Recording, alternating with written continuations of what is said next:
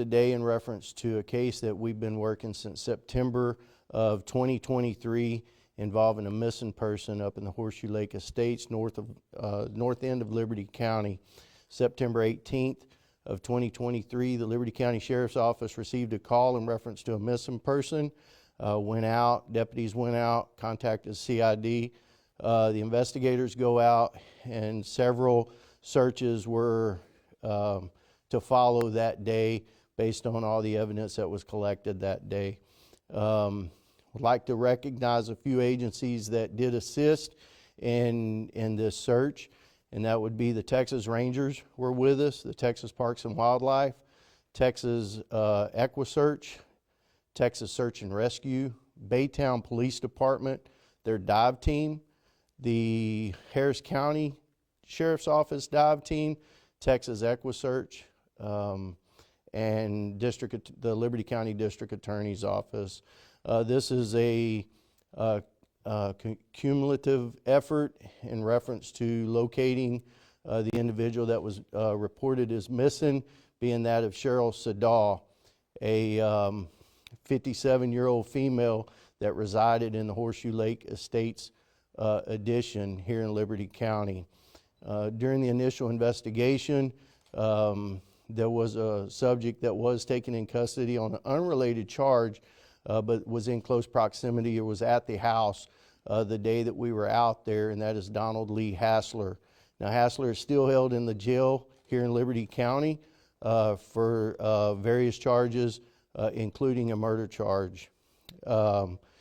The family that I have here with me, investigators, Sheriff Rader, have been in close contact with the family, going over different things and different events of searching for Sheryl Siddall. In March of 2024, March 22nd, 2024, Liberty County Sheriff's Office did receive a phone call of a person lying in a ditch. Sheriff's Office did respond to that. The body was sent to the Jefferson County Medical Examiner's Office, where an autopsy was performed and DNA was sent for testing. The results of that testing did come back this week, the end of last week, and it is confirmed that the body was Sheryl Siddall. So Investigator Worley was the lead investigator on that. We have 13 investigators with the Sheriff's Office, and all 13 had their hands in the search for Ms. Siddall.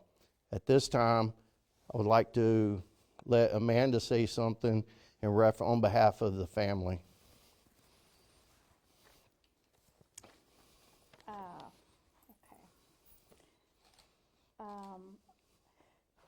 Sorry. Our family would like to take the time to express our gratitude to every person that has worked on our case, from the very first deputy dispatched to the house, Deputy Davala, the lab that has given us this answer, and every person in between. We had a huge turnout for search parties, the Baytown Police Department dive team, the Harris County Sheriff's Office dive team on more than one occasion, Texas Search and Rescue, Tim Miller and his team with Texas EquiSearch, Texas Parks and Wildlife, the Texas Rangers, and the team at the DA's office. Big thanks not only to those that had feet on the ground, but to everyone that shared our story on social media to get the word out, all of our close friends, family, and coworkers that held things down for us while our world was turned upside down.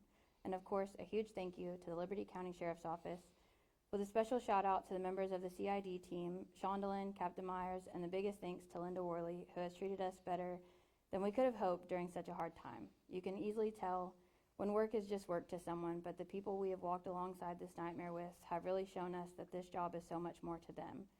We see you and we appreciate you more than you know. While the circumstances of our loss are extremely difficult to come to terms with, we find solace in our ability to bring Aunt Sheryl home and lay her to rest peacefully like she deserves. Our family has waited tirelessly for answers, and although this is not the conclusion we hope to come to, we recognize that we are fortunate in having an answer to a question that has haunted us for months. As we mourn a great loss in our circle, I'd like to share some things in my aunt's memory. Sheryl was 57 years old, a mom to Devin and Delana. She was a grandma, a sister, an aunt, and a friend. She had so much love for her family and friends, but if we're being honest, on most days she probably liked her dog Buck more than anyone. My Aunt Sheryl was a definition of a firecracker. fun, loud, chaotic, and a beautiful bright light. She loved fishing and being out on the water, spending time with family, whether we packed the day full of adventure or just hung out and enjoyed time together. She always wanted the latest and greatest picture of the kids and called regularly to see what everyone was up to. Her home was always filled with love and laughter, and that's something we'll forever cherish.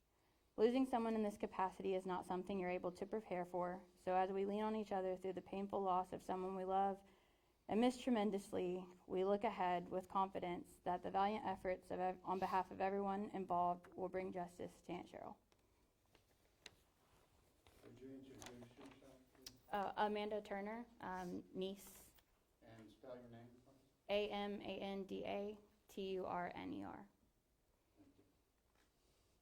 Do we know how she died?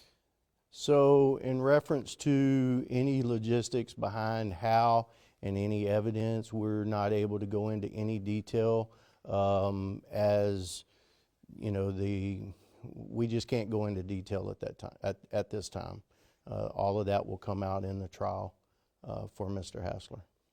So will any new charges be filed against Mr. Hassler? That'll be something that Investigator Worley will get with the District Attorney's Office, and if so, then it will be publicized or published at that time. Does the individual in custody and who is charged have a prior record? So he did have a prior record, but I do not recall what all the charges that he's been filed on in the past. Do we know how they became acquainted with each other? So actually, no ma'am, we don't. All we know is that they're acquaintances and they met at some event and kind of hit it off a little bit and stayed in communication with each other. Other than that, no, we do not. And do we have a motive? And we do not have a motive at this time. Okay?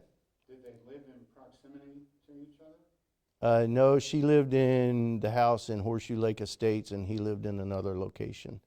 I believe he had an apartment in Nacogdoches. So, but other than that, that'll include today, or conclude today, not include today. So, thank y'all for coming.